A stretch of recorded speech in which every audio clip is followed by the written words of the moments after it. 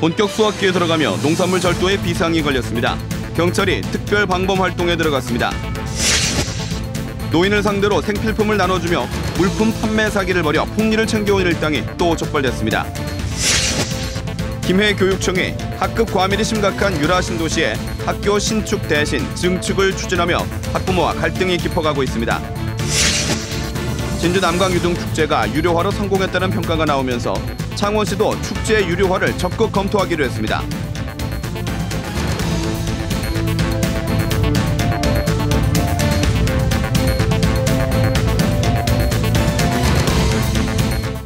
안녕하십니까. 이어서 경남 소식입니다. 수확의 계절인 가을이지만 농민들의 마음이 가볍지만은 않습니다. 농산물 범죄의 표적이 될 수 있는 때여서 각별히 신경 쓰셔야겠습니다. 보도에 손은혁 기자입니다.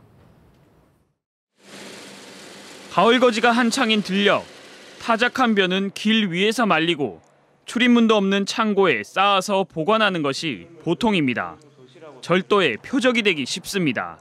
아침에 나가버리면 이제 저녁 때 늦게 들어오고 동네가 사실 다 비어버립니다. 그럼 좀 걱정이 좀 많이 되죠.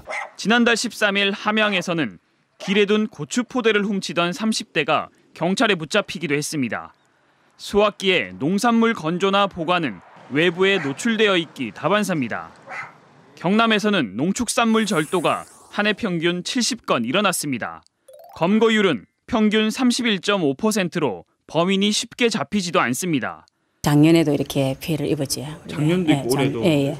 길가에 이제 수확량이 많으면 창고에 못 들어가면 야적을 하게 되거든요. 지역 특색에 따라 범죄 예방 방법이 다양하게 시도되고 있습니다. 농산물을 야적한 곳에 번호를 매겨 관리하기도 합니다. 경찰의 순찰 코스라는 표시입니다. 방범 진단을 실시를 해서 좀 취약한 지점에 대해서는 저희들이 하루 4회 이상을 집중 순찰을 돌면서 절도 등 긴급 상황에 신속하게 대응하기 위해 비닐하우스 단지, 구역을 구분해 놓은 것도 있습니다. 경찰은 다음 달까지 수확기 전후 방범 활동을 강화하기로 했습니다. KBS 뉴스 손원익입니다. 건강에 관심이 많은 어르신들을 상대로 질병 치료에 효과가 있는 것처럼 속여 물건을 팔고 폭리를 취한 일당이 경찰에 붙잡혔습니다. 송금한 기자가 취재했습니다. 어르신들을 앉혀놓고 판매원이 물건을 설명합니다. 일단 찾아오면 500원, 1,000원의 생필품을 주면서 사람들을 끌어모으는 일명 홍보관입니다. 지난 7월부터 9월까지 41살 한 씨 등 10명이 차린 이 홍보관에서 물건을 산 사람은 모두 480명. 전적에서 생육방사로 해서 가슴이 어떤 거는요, 요 목걸이 딱 차는 순간에 심장 속에서 전기불 들어온 것 같네. 손해보고 판다 만병통치약이라는 거짓말에 혹한 어르신들이 1억 7,400만 원을 건넸습니다. 이들은 원가 20만 원대의 중국산 수의를 100만 원이 넘는 가격에 팔았습니다. 그럴듯한 가짜 시험 성적서까지 내보이며 원가의 2배, 많게는 5배 가까이 부풀려 폭리를 취했습니다. 원산지를 속인다거나 또 품질 보증서를 위조한다거나 이런 것을 이용해가지고 폭리를 취하는 것은 이제 형사처벌 대상이 되는 겁니다. 치매를 앓고 있는 80대 노인도 표적이 됐습니다.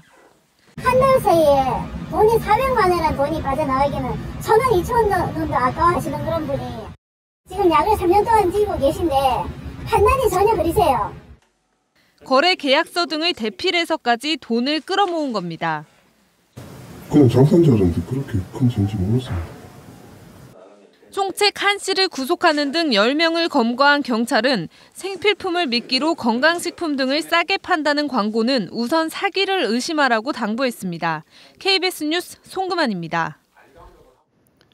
김해 신도시의 과밀학급 문제에 따른 반발과 갈등이 갈수록 커지고 있습니다. 해소 방법은 없는지 살펴봅니다. 김대진 기자의 보도입니다.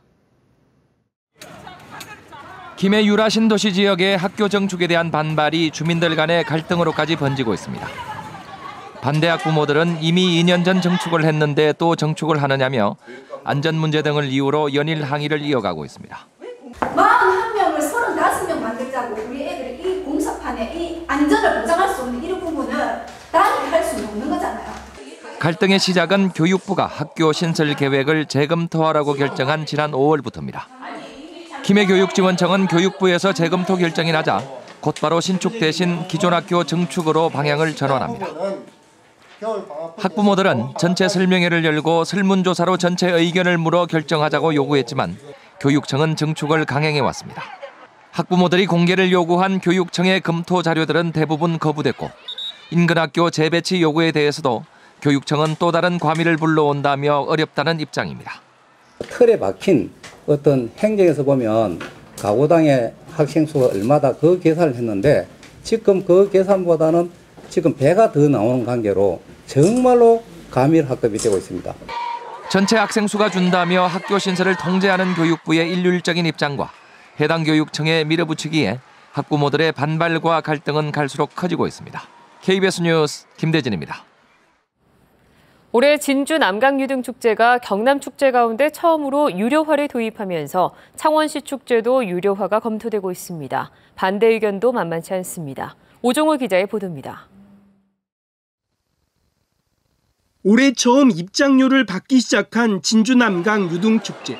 관람객 급감이 우려됐지만 유료 입장객이 24만 5천 명으로 입장료 수입이 22억 원을 넘었습니다. 창원시도 최근 가고파 국화축제와 진해 군항제 등 대표 축제들에 대한 유료화 검토에 들어갔습니다. 모든 축제는 예산 의존도를 줄이고 자생력을 높이되 절감된 예산은 재투입하여 축제의 질을 높일 수 있는 방향으로 이미 유료화한 진주 유등축제 등을 벤치마킹해 창원시에 도입할 수 있는 방안을 찾고 있습니다. 가고파 국화축제 같은 경우는 인근 시민들이 많은 관람을 하고 있기 때문에 그분들에 대한 어떤 대책 방안 이런 것을 강구를 해가지고 하지만 유료화에 앞서 우선 경쟁력 있는 콘텐츠를 개발해야 한다는 목소리도 높습니다. 유료화 이전에 어떠한 콘텐츠를 도입할 수 있고 어떠한 콘텐츠를 활용해가지고 사람들을 유인할 수 있는지 그러한 방안 마련은 먼저 우선적으로 또 체험 프로그램 등 일부만 유료로 전환한 뒤 관광객들에게 선택권을 줘야 한다는 지적도 있습니다. 이와 함께 지역 주민들에게 축제 청사진과 유료화 필요성을 알려 공감대를 형성하는 것도 필요합니다. 경남에서는 아직 생소한 축제 유료화를 창원시가 적극 검토하면서 공론화될 것으로 보입니다. KBS 뉴스 오종우입니다.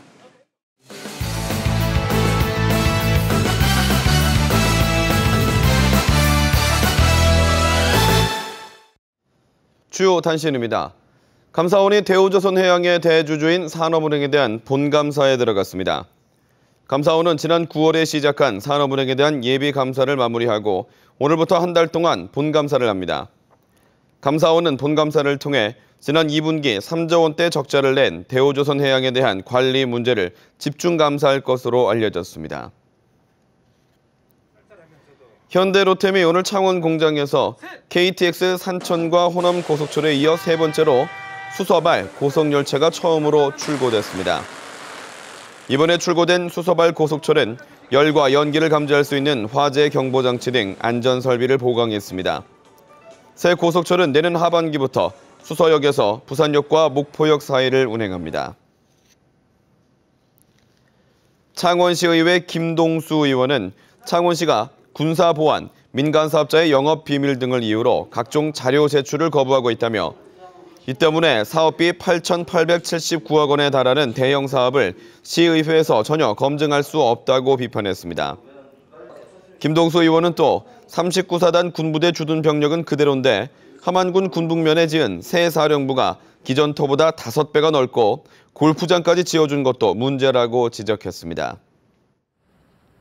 고성군은 최근 열린 산업통상자원부 산하 전원개발사업 추진위원회에서 고성 하이화력발전소 사업의 실시계획 승인 사항이 원안 가결됐다고 밝혔습니다. 발전소는 연말까지 토지 보상이 완료될 경우 내년 상반기쯤 착공에 들어갈 것으로 보입니다. 민간 자본 4조 원이 투입되는 고성 하이화력발전소에는 1,040메가와트급 화력발전 설비 2기가 설치됩니다.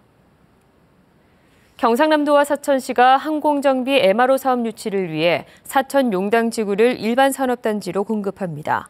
지난 8일자로 지정고시 된 경상남도 산업단지 계획에서 사천 용당지구는 오는 2020년까지 3단계에 걸쳐 산업단지로 개발이 추진됩니다.